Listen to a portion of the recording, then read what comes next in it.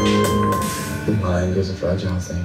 It takes only the slightest tap to tip it in the wrong direction. Charles, what did you do?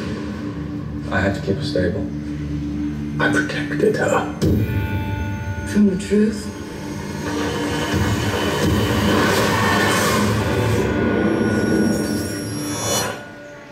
There's another word for that. Jean lost control, but she's still our friend. This is your fault, Charles. The world is on the brink. I'm sorry I didn't stop it sooner. You're always sorry, Charles. And there's always a speech. And nobody cares. There's still hope. Don't do this.